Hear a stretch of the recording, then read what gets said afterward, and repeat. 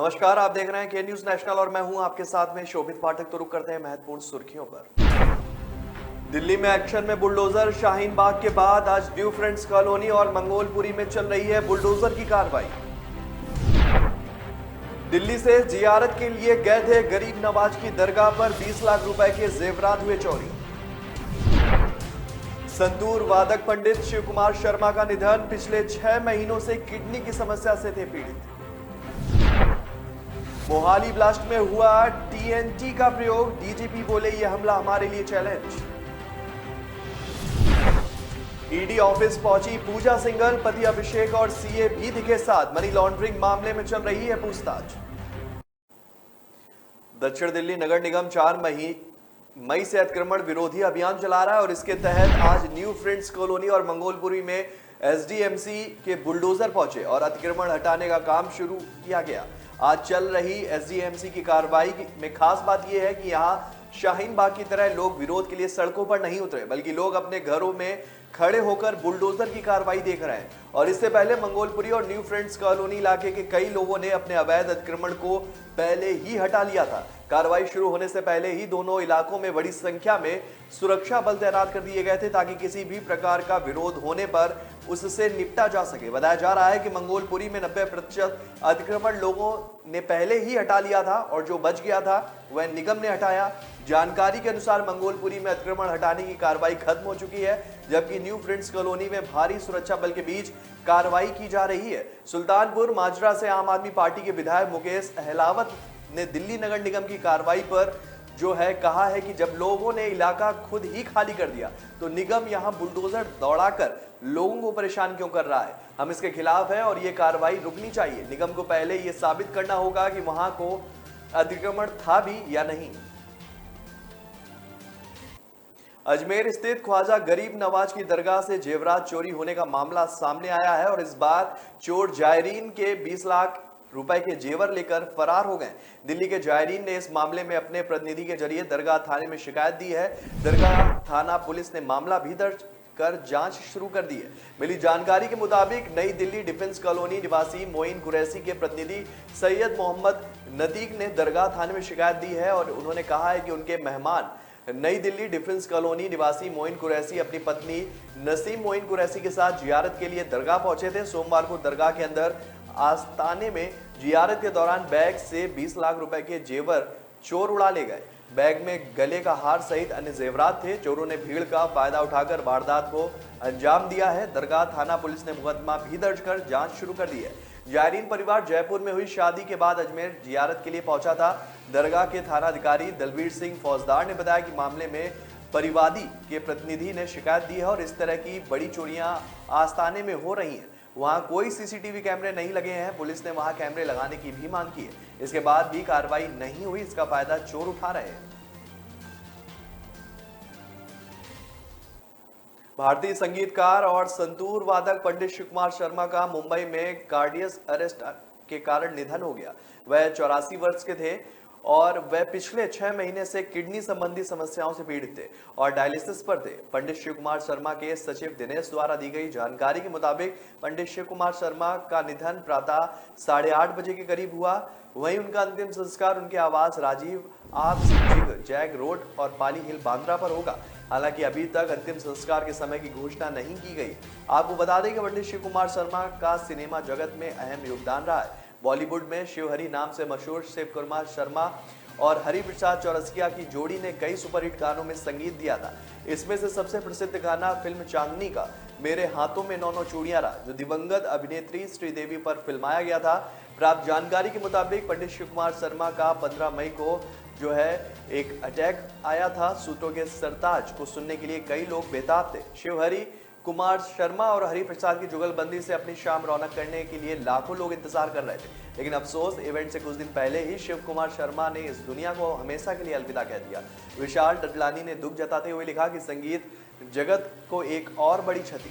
पंडित शिव कुमार शर्मा अपूर्णीय है। उनके वादन ने भारतीय संगीत के साथ साथ संतूर को भी फिर से परिभाषित किया। पंडित हरि प्रसाद चौरसिया जी ने उनके साथ उनकी फिल्म के गाने भी गाए। भगवान उनके परिवार, प्रशंसकों और छात्रों को शक्ति दे। पंजाब पुलिस के खुफिया विभाग के दफ्तर पर हुए रॉकेट लॉन्चर से हमले में टीएनटी पदार्थ का प्रयोग हुआ था। यह खुलासा खुद पंजाब पुलिस के डीजीपी बीके भवरा ने किया। मोहाली में विभिन्न विंगों के अधिकारियों के साथ खुफिया दफ्तर के बाहर मीडिया से बातचीत करते हुए भवरा ने कहा कि इस हमले को वह चैलेंज के रूप में ले रहे हैं। पुलिस को हमले से जुड़ी कई लीड मिली जिन पर पुलिस की टीम काम कर रही है। उम्मीद है कि जल्द ही यह केस हल कर लिया जाएगा। इसे आतंकी हमला न मानने के सवाल पर उन्होंने कहा कि मामले की जांच चल रही है, आपको बताया जाएगा कि किस तरह हमला हुआ है। डीजीपी करीब 2.5 मिनट मीडिया से रूबरू हुए। उन्होंने कहा कि इस मामले को लेकर उन्होंने जिला प्रशासन, पुलिस और अन्य टीमों के साथ बैठक भी की है। डीजीपी ने बताया कि हमलावरों ने रात के समय हमला किया। जिस समय हमला किया गया उस समय उस कमरे में कोई भी मौजूद नहीं था। पंजाब पुलिस ने हमला होने के बाद कुछ ही घंटों में कई लोगों को राउंड अप किया था। पूछताछ की जा रही है। डीजीपी से जब पूछा गया कि इस मामले में कितने लोगों की गिरफ्तारी हुई है तो उनका कहना था कि जब गिरफ्तारी होगी तो सभी को बता दिया जाएगा। अभी पुलिस की टीम काम कर रही है। मोहाली में हमले की घटना पर सीएम भगवंत मान ने कहा है कि पंजाब का माहौल खराब करने वालों को बख्शा नहीं जाएगा। मंगलवार को उन्होंने इस मामले में डीजीपी और अन्य खुफिया अधिकारियों से रिपोर्ट भी मांगी। मान ने कहा कि आरोपियों को कड़ी सजा दी जाएगी। शाम तक स्थिति और भी साफ हो जाएगी।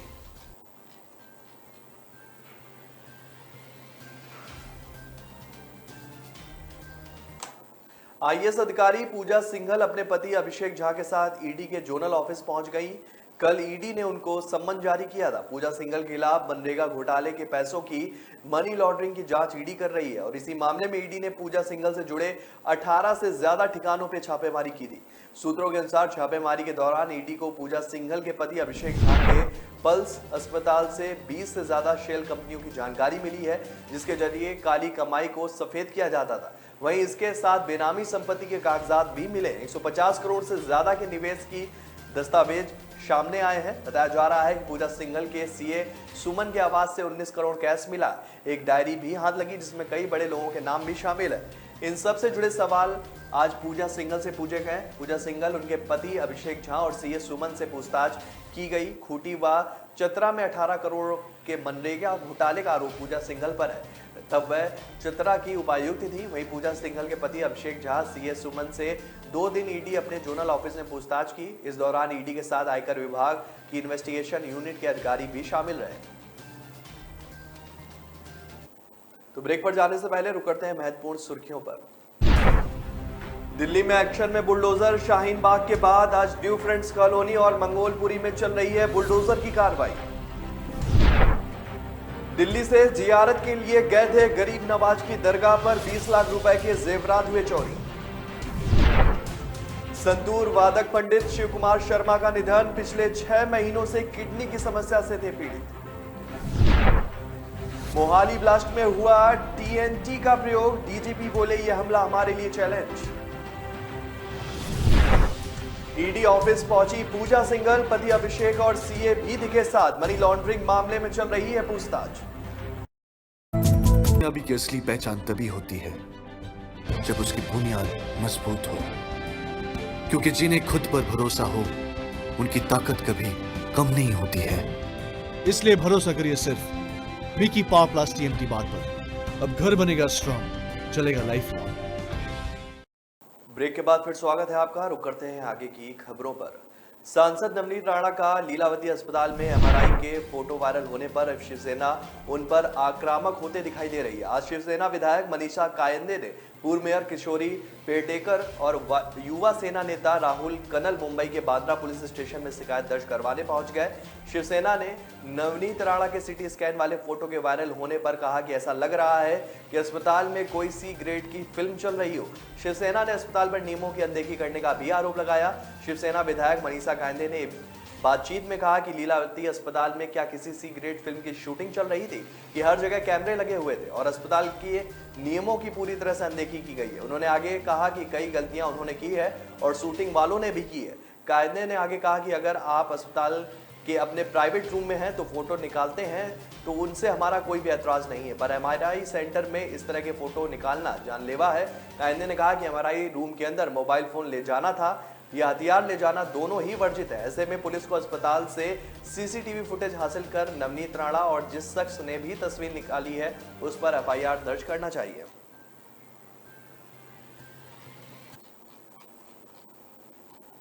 असम दौरे के दूसरे दिन केंद्रीय गृह मंत्री अमित शाह ने गुवाहाटी में कहा कि पूरे असम से असपा हटाया जाएगा। मोदी सरकार के 8 साल के राज में 23 जिलों यानी कि 60% हिस्से से यह हटाया जा चुका है। शाह ने असम पुलिस की तारीफ करते हुए कहा कि उसने संवैधानिक दायित्व की पूर्ति के लिए गोली का जवाब गोली से दिया। उसके बाद राज्य के भटके युवाओं को मुख्य धारा में लाया गया। उग्रवादियों से शांति समझौते किए जा रहे हैं। गृह मंत्री ने कहा कि असम में 1990 में विशेष सशस्त्र बल कानून अफस्पा लागू किया गया था और इसके बाद इसे 7 बार बढ़ाया गया, लेकिन पीएम नरेंद्र मोदी के 8 साल के शासनकाल में हम असम को असपा मुक्त राज्य बनाने में जुटे हुए हैं। फिलहाल 60% हिस्से में उग्रवाद के खिलाफ यह कठोर कानून हटाया जा चुका है। शाह ने कहा कि उग्रवादी समूहों के साथ लगातार एक के बाद एक समझौते किए जा रहे हैं। भटके युवा मुख्य धारा में लौट रहे हैं। 70 साल पुराने विवाद हल करने के लिए पड़ोसी राज्यों से चर्चा की जा रही है। केंद्र ने अप्रैल माह में अधिसूचना जारी कर असम के 23 जिलों से पूरी तरह से एक उप संभाग से आंशिक रूप से असपा हटा दिया था।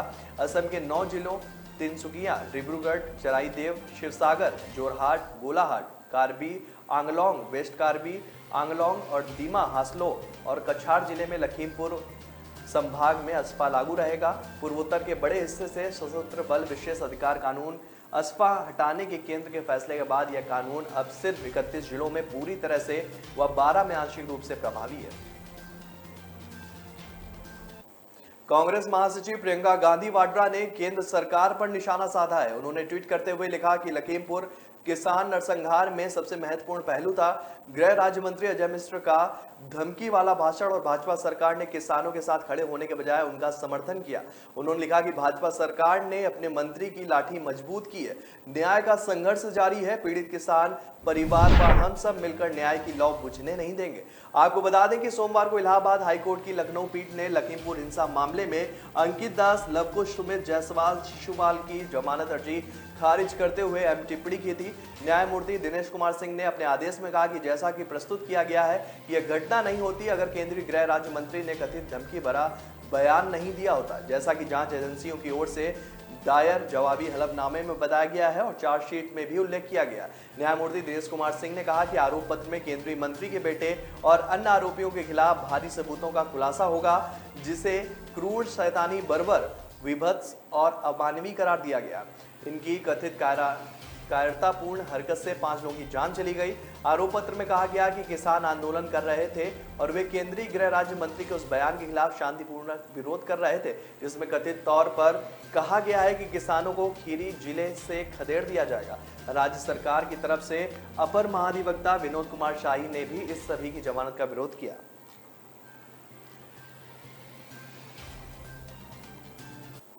उत्तराखंड के सीएम पुष्कर सिंह धामी के विमान की इमरजेंसी लैंडिंग हुई। सीएम के विमान की लैंडिंग पंतनगर एयरपोर्ट पर हुई। सीएम धामी देहरादून पहुंचकर नागरिक उड्डयन विभाग की एक बैठक में हिस्सा लेने वाले थे, लेकिन तभी मौसम खराब होने के कारण विमान की अचानक इमरजेंसी लैंडिंग करानी पड़ी। विभाग के कामों को लेकर ये बैठक होनी थी।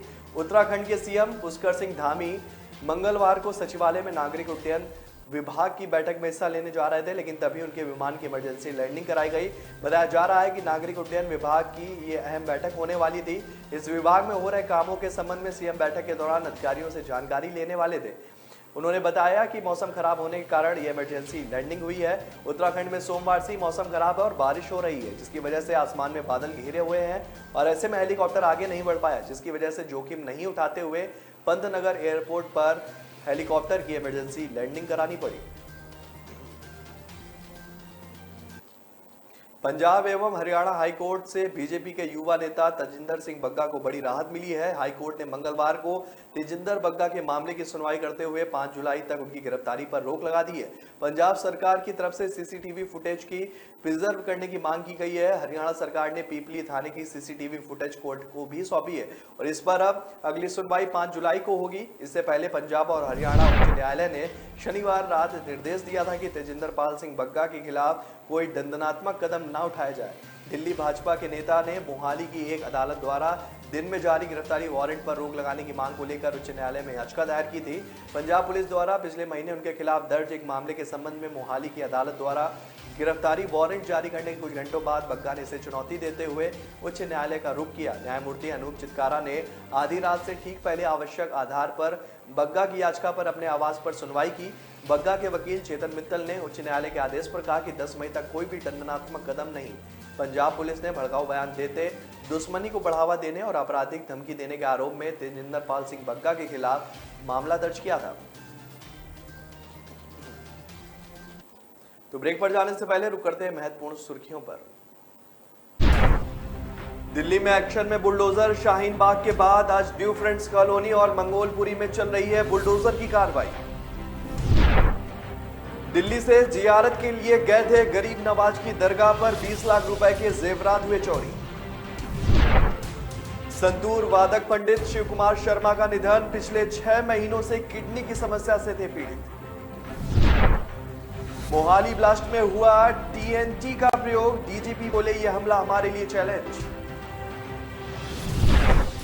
ईडी ऑफिस पहुंची पूजा सिंघल। पति अभिषेक और सीए भी दिखे साथ। मनी लॉन्ड्रिंग मामले में चल रही है पूछताछ। न ऐश का न द्वेष का, यह दंगल है देश का। सुलगती समस्याओं के जुलसते सवालों का होगा दंगल देश का। प्रशासन के प्रश्नों को लेकर होगा दंगल देश का।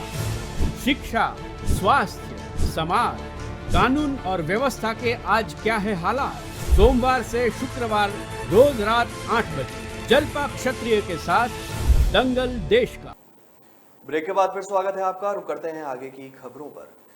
मध्य प्रदेश में पंचायत और नगर निगम चुनाव को लेकर सुप्रीम कोर्ट ने बड़ा फैसला सुनाया है। प्रदेश में बिना ओबीसी आरक्षण के चुनाव होंगे। कोर्ट ने राज्य सरकार की मांग को दरकिनार करते हुए 15 दिन में पंचायत, नगर पालिका और नगर निगम चुनाव की अधिसूचना भी जारी करने के निर्देश दिए हैं। और इस मामले में मुख्यमंत्री शिवराज सिंह चौहान ने कहा कि सरकार कोर्ट के फैसले का अध्ययन कर रही है। इस संबंध में सुप्रीम कोर्ट में पुनर्विचार याचिका दायर की जाएगी। सुप्रीम कोर्ट ने मंगलवार को अपने फैसले में प्रदेश में 3 साल से पंचायत और नगर चुनाव नहीं होने पर नाराजगी जाहिर की। सुप्रीम कोर्ट ने कहा है कि 5 साल में चुनाव करवाना सरकार की संवैधानिक जिम्मेदारी है। 15 दिन में अधिसूचना जारी करें। ओबीसी आरक्षण के लिए तय शर्तों को पूरा किए बिना आरक्षण नहीं मिल सकता है। सरकार की ओर से ट्रिपल टेस्ट रिपोर्ट पेश की गई है और इसमें दावा किया गया था कि मध्य प्रदेश में 48% आबादी अन्य पिछड़ा वर्ग की है और इस आधार पर इस वर्ग को कम से कम 35% आरक्षण मिलना चाहिए। सुप्रीम कोर्ट ने रिपोर्ट को अधूरा माना। कोर्ट ने कहा कि बिना ट्रिपल टेस्ट रिपोर्ट के आरक्षण लागू नहीं कर सकते। ऐसे में प्रदेश में अब बिना ओबीसी आरक्षण के चुनाव होंगे।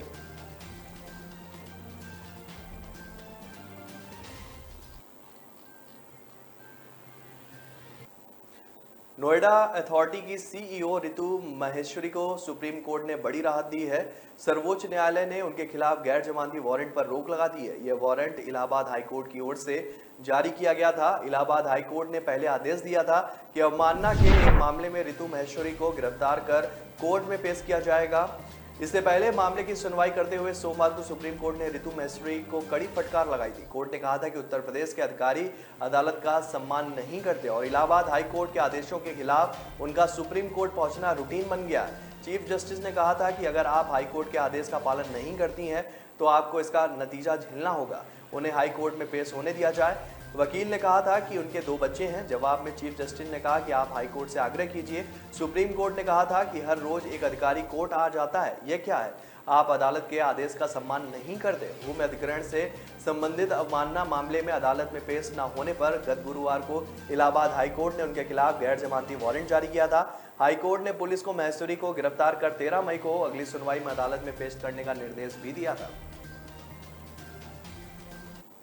उत्तर प्रदेश सरकार के कैबिनेट मंत्री और एटा के प्रभारी मंत्री चौधरी लक्ष्मी नारायण ने एटा में बातचीत की और बातचीत में श्री कृष्ण जन्मभूमि गर्भगृह से कब्जा हटाकर श्री कृष्ण का मंदिर बनवाने, ताजमहल में बंद 22 कमरों को खुलवाने और ज्ञानवापी मस्जिद के सर्वे और उसके अंदर श्रृंगार गैरी मंदिर होने के बीजेपी सांसद ब्रजभूषण शरण सिंह द्वारा राज ठाकरे को 5 मई को अयोध्या में न घुसे देने और असुद्दीन अवैसी द्वारा ज्ञानवापी मस्जिद के एक सर्वे को बीजेपी आरएसएस द्वारा नफरत के एक नए युग की शुरुआत करने और मेघालय के राज्यपाल सत्यपाल सिंह मलिक के बयान जैसे ज्वलंत मुद्दों पर खुलकर बातचीत की। भगवान श्री कृष्ण के गर्भगृह को कब्जा मुक्त करवाने पर मंत्री ने कहा कि आज भी वहां वो दीवारें बनी हुई हैं जिस समय भगवान श्री कृष्ण वहां अवतरित हुए थे। यह स्वाभाविक है कि हमारे अंदर ये भावना होती है कि जो भी हमारे पूर्वजों की जमीन, घर, जायदाद और उनको हम पूरी तरह से ले लें। यह एक स्वाभाविक भावना है। उन्होंने कहा कि भगवान कृष्ण का मंदिर मथुरा में नहीं बनेगा तो कहाँ बनेगा? पाकिस्तान में, लाहौर में या रावलपिंडी में नहीं बनेगा। मंत्री ने कहा कि जिस तरह से अयोध्या में भगवान राम का भव्य मंदिर बन रहा है, उसी तरह मथुरा में भगवान श्री कृष्ण का भव्य मंदिर बनना चाहिए। गुजरात में विधानसभा चुनाव से पहले भाजपा का हार्दिक प्रेम बढ़ता ही जा रहा है। फिलहाल कांग्रेसी नेता हार्दिक पटेल को अहमदाबाद सेशन कोर्ट से बड़ी राहत मिल गई है। कोर्ट ने गुजरात सरकार को पाटीदार नेता समेत अन्य 17 लोगों पर लगे केस वापस लेने की अनुमति दे दी है। दरअसल राज्य सरकार की ओर से इन लोगों के खिलाफ दर्ज केस को वापस लेने के लिए कोर्ट में याचिका दाखिल की गई थी। उधर हार्दिक पटेल ने इसे सत्य की बड़ी जीत बताया। उन्होंने ट्वीट कर लिखा कि सत्य परेशान हो सकता है पर पराजित नहीं।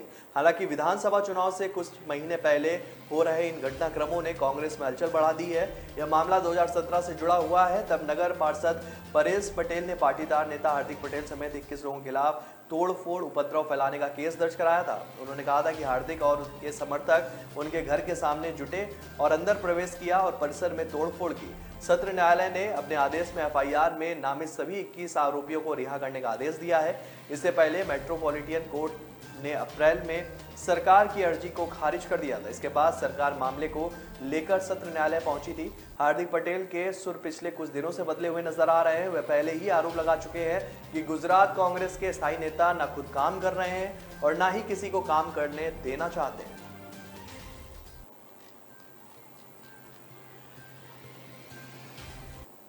बीते 24 घंटे में देश में कोरोना के मामलों में कमी आई है और इस दौरान 2288 नए केस मिले हैं। वहीं 3044 लोग ठीक हुए। सक्रिय केस 766 से घटकर 19,637 हो गए। सोमवार को बीते 24 घंटे में देश में 3,207 नए मामले मिले जबकि 29 लोगों की मौत हुई। मंगलवार सुबह 8 बजे अपडेट कोरोना आंकड़ों के मुताबिक बीते 24 घंटे में 3044 लोग महामारी से उबर गए। दैनिक सकारात्मकता दर 0.47% है। 10 और लोगों की मौत के कारण देश में कुल मृतक संख्या 5,24,103 हो गई है। देश में कुल संक्रमितों की संख्या बढ़कर 4,31,07,689 हो गई है। कुल संक्रमितों की संख्या जो है उसको देखा जाए तो 0.5% बनी हुई है। वही देश का राष्ट्रीय रिकवरी रेट जो है वो 98.74 पर है। तो फिलहाल इस बुलेटिन में मेरे साथ इतना ही। आगे की खबरों के लिए बने रहिए के न्यूज नेशनल के साथ। तब तक के लिए नमस्कार। दिल्ली में एक्शन में बुलडोजर। शाहीन बाग के बाद आज न्यू फ्रेंड्स कॉलोनी और मंगोलपुरी में चल रही है बुलडोजर की कार्रवाई। दिल्ली से जियारत के लिए गए थे गरीब नवाज की दरगाह पर 20 लाख रुपए के जेवरात हुए चोरी। संतूर वादक पंडित शिव कुमार शर्मा का निधन। पिछले 6 महीनों से किडनी की समस्या से थे पीड़ित। मोहाली ब्लास्ट में हुआ टीएनटी का प्रयोग। डीजीपी बोले यह हमला हमारे लिए चैलेंज। ईडी ऑफिस पहुंची पूजा सिंघल। पति अभिषेक और सीए भी दिखे साथ। मनी लॉन्ड्रिंग मामले में चल रही है पूछताछ।